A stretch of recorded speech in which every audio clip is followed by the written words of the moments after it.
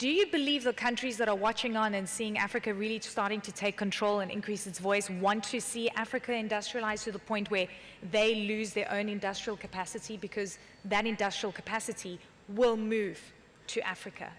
Africa must industrialize, whether there are people who wish them to be able to do so or not. The quest of Africa to industrialize should not depend on anybody's decision, but Africa's decision. It is long overdue, and we must industrialize, because again, what sense does it make that we produce? We have a lot in terms of raw materials, all the wealth, and in fact there is a contradiction. Africa has everything, it's very wealthy. On the other hand, it is also very poor. So what is the explanation? Africa, wake up. Africa, rise up. Africa without borders. We must industrialize. Please like, share, and subscribe. Welcome to a very rainy Dubai, something that we're used to in Africa, but not here in the UAE. Happy to see you. Fantastic. In April this year, it would have been 30 years since the Rwanda genocide. It's an important time to remember. You've built the country back in a very strong and formidable way, but it is important to remember the atrocities that are unconscionable, a tragedy that shouldn't have occurred. The world watched on over that period, and many would say the international community turned its back on Rwanda and didn't intervene. It's a pertinent conversation to have right now, given what we're seeing in this very region, where there are questions about international law being broken and the way that it is applied in Gaza. Do you believe that the international community has not taken heed of the lessons of Rwanda, and that we are making the same mistakes again as humanity? Well, happy to see you, Eleni, and happy to be back here in Dubai for this summit.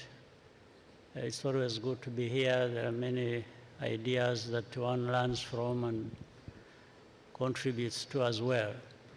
So to the question, lessons learned is always talked about, but I don't see many in the world learning lessons.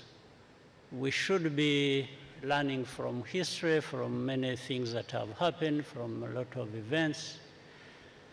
In the case of Rwanda, what you've just said happened. We had a tragedy of the century, more or less, and there wasn't much in terms of mobilization for what was happening to be stopped. It had not been prevented. But at least we were left with an opportunity to learn from it. We have learned ourselves. The world needed to learn. But when you see so many things happening in the world, you question whether lessons were learned. And it's not just in Gaza, or it's in many parts of the world. There are so many conflicts, there are things happening that with the resources in the world and with the power in hands of some people, these things should not be happening. It means the power, the influence, the kinds of things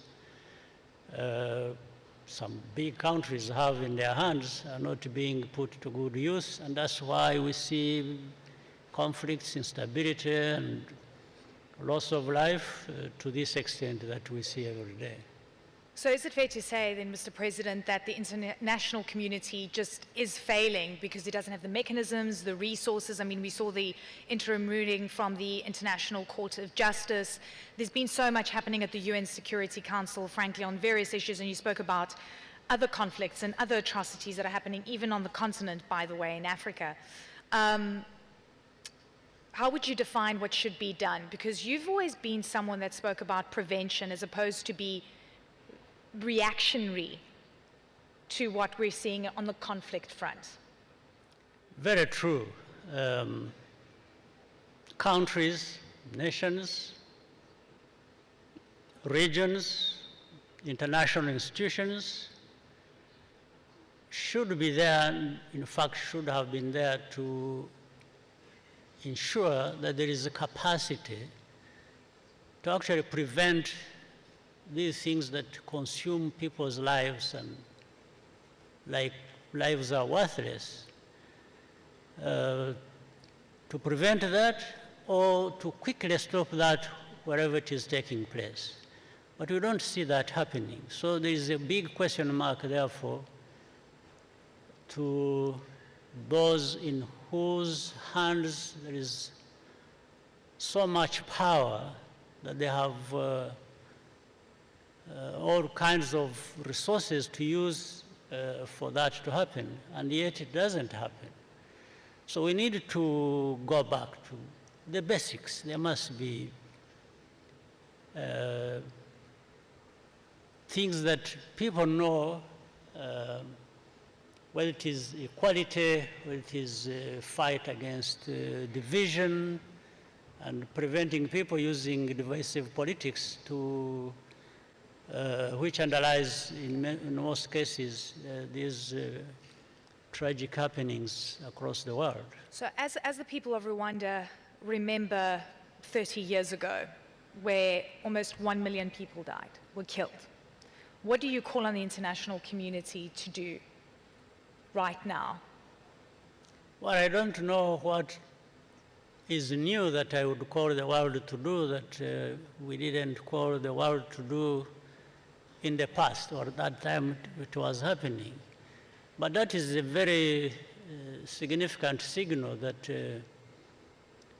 the world is not learning much from what is happening or what has happened in the past to be able to prevent such a situation from occurring. So what is it there that I can tell the world that has, that can influence the world to operate differently? I don't know.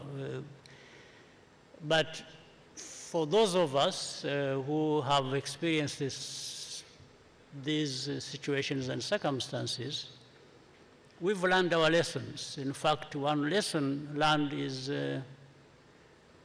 that for countries, that's why I said countries need to build their own capacities. There are also going to be times when you are on your own. And even for things that should attract support or, synergies across, because there is no one country that has everything, when you need such, it will not happen. It won't be coming. So. And you'll be on your own. You'll be on your own. It's a very, very important point. Speaking of being on your own, Africa only now has a permanent seat on the G20, and that's through the AU. Antonio Guterres, the UN chief, is calling for a permanent seat for Africa at the UN Security Council. For far too long, frankly, Mr. President, Africa has not been included in influencing global decisions. Do you think that these two seats, these two changes, hopefully at the UN Security Council as well, but at the G20, is going to change that? Well, those two seats are long overdue. One would ask, why did it not happen 10, 20 years ago, or even more? Why is it even being talked about now? And in reality, with the G20, it's beginning to happen. But here I want to say this. There are two problems.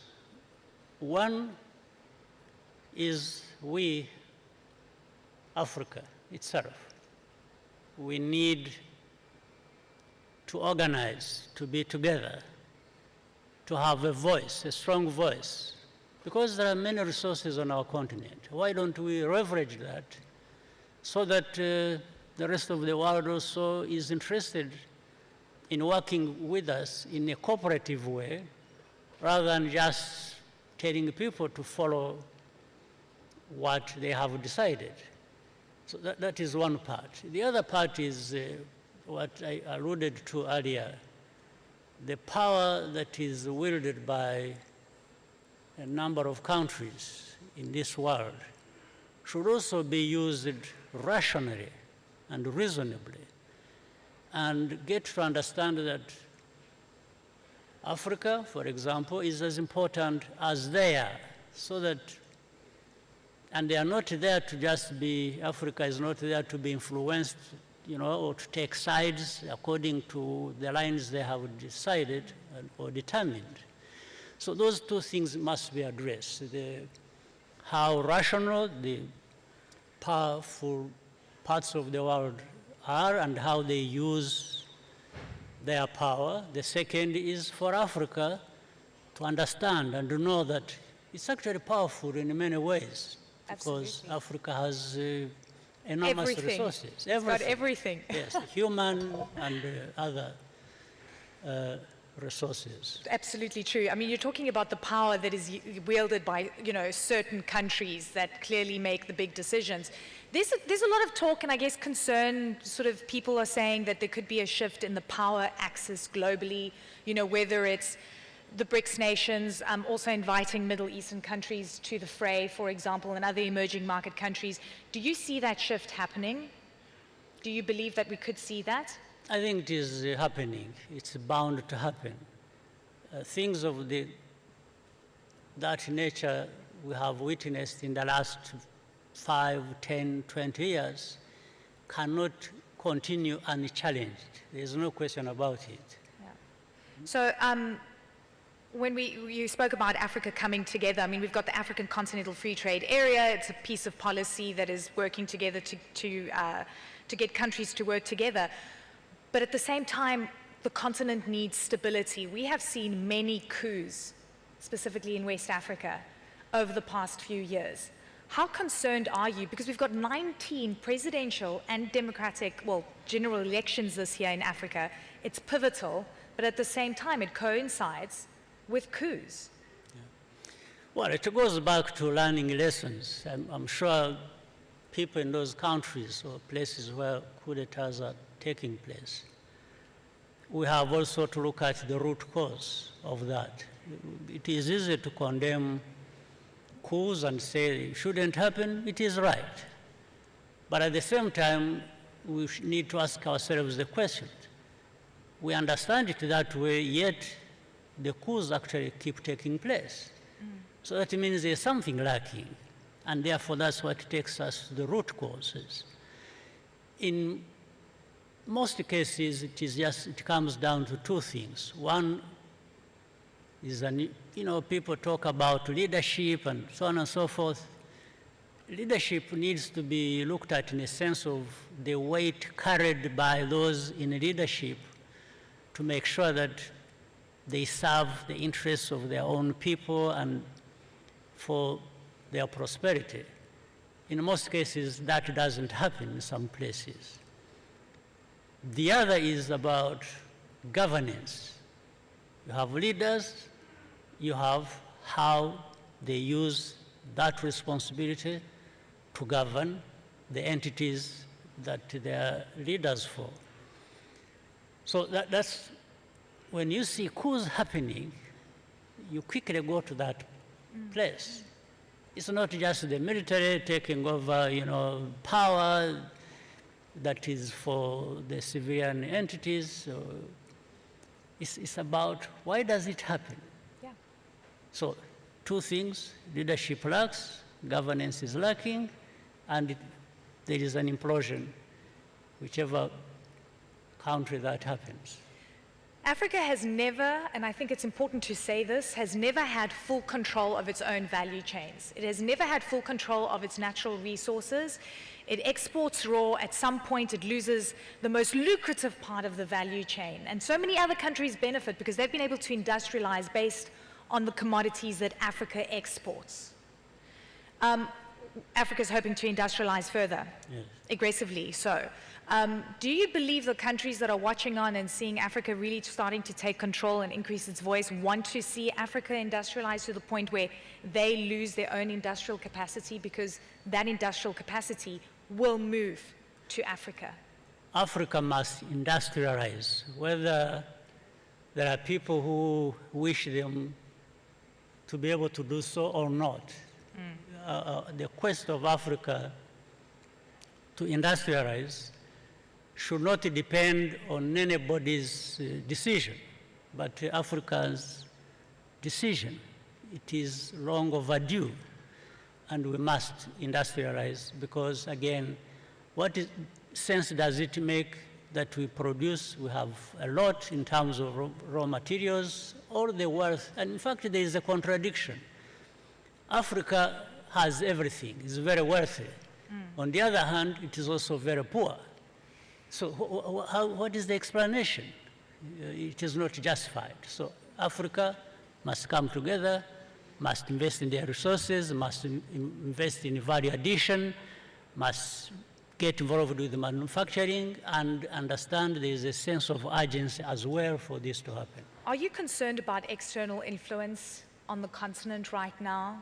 I think, when you speak, it depends on who you speak to. The US wants to exert its influence. Europe, Russia, for example, that's definitely been in the news. Who is influencing the continent? Because China, for example, also wants a foothold and has a big foothold on the continent. Are you worried about external influence and what that means? Well, I think it's a concern, but I'm not worried, because we are responsible for doing certain things for that not to happen. So, but that is happening. So that is another responsibility of the Africans, to make sure that Africa is not there for anybody's taking.